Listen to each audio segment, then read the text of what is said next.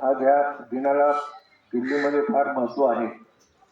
आज याचा राष्ट्रीय सणच म्हटला जात पाहिजे आणि हा राष्ट्रीय सण आहे.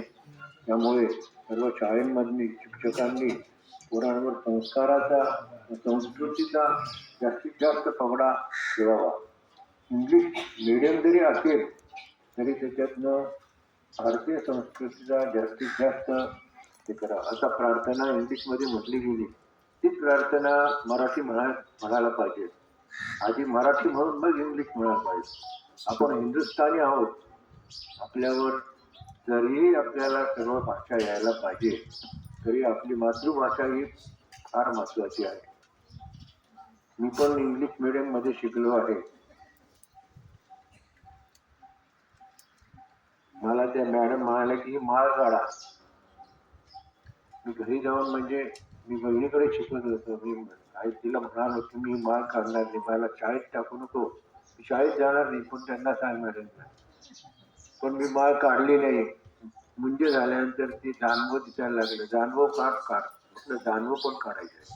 म्हणून पोरांवर संस्काराचा आणि संस्कृतीचा जास्तीत जास्त पगडा आपणच ठेवला तर पोरांना त्याची मोठ्यापणे जाणीव राहते. आता सुद्धा पोरींना तुम्ही एक तरी बांगडी घालून यायला लावत जा. मीडियम इंग्लिश जरी असेल तरी टिकली लावायला लावता, बांगडी घालायला लावता. कारण हे भारतीय संस्कृतीचं मोठं आहे. स्त्रियांच्या हातामध्ये बांगडी का असावी, पोरींमध्ये बांगडी का असावी, तर एक सौभाग्याचं लेणं आहे. आणि ते आतापासून जर त्यांना वळण लागलं तर ते मोठ्यापणे लागेल आणि तेच त्यांच्या पोरांना शिकवतील. आज लग्न झालेल्या बायांच्या हातातच बांगड्या लागतात. एक एक बांगडी घालायची एका हाताला. पण काही जुने शिक्षक आहेत, डॉक्टर लोक आहेत, वकील आहेत, यांच्या हातामध्ये बांगड्या आहेत. काही डॉक्टर लोक असे ते डॉक्टर बाया आहेत की त्यांच्या हातामध्ये बांगड्या आहे, पण सोन्याच्या बांगड्या आहे की इथपर्यंत ऑपरेशन करताना सुद्धा काढता येऊ नये म्हणून ती बांगडी इथपर्यंत मोठी बांगडी तयार करतात.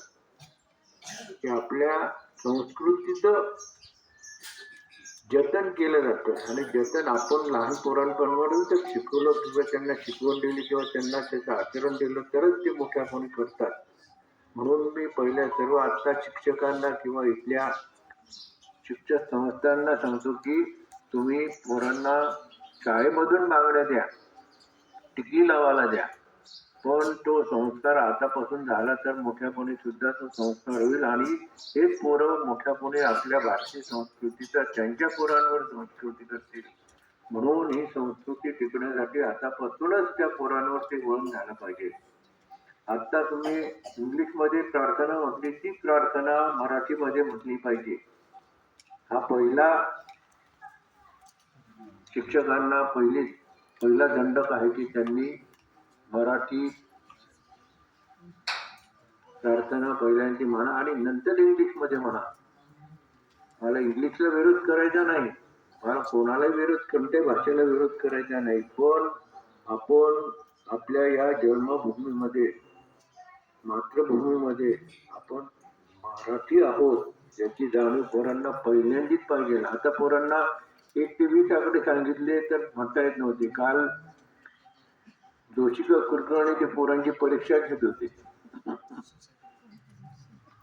तिथे पुराणिकांच्या तिथे. तर काही पोरांना आकडे म्हणता येत नव्हते. 1 2 3 4 1 2 3 म्हणत होते. असं नाही, त्यांना मराठी सुद्धा म्हटलं गेलं पाहिजे.